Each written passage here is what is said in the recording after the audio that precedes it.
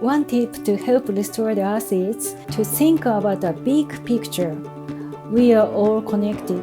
Get involved. There's something everybody can do. Take that first step, because the first step is always the beginning of any journey, and then you can move forward to helping the earth. Everyone can make a difference. Plant a tree, switch to an electric vehicle, put a solar array on your roof. I ride bicycle a lot and using public transportation. All people in Shanghai need to stop using plastic bag. Start educating yourself about what your day-to-day life is, how it impacts the environment. I'm really mindful of the packaging I'm buying, and I can refuse some products just because I know it's less sustainable than the other one, even if it sometimes costs me more.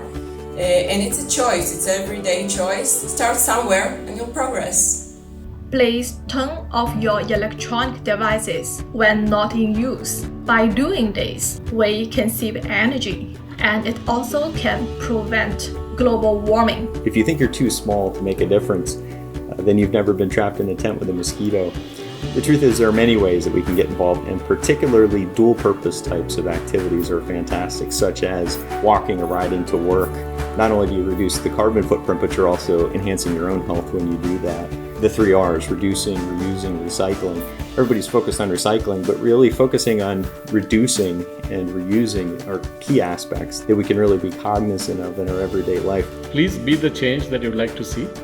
Every action, every decision, when accumulated over 7 billion people, or even a fraction of that, will certainly bring about a positive change to the environment of our planet Earth.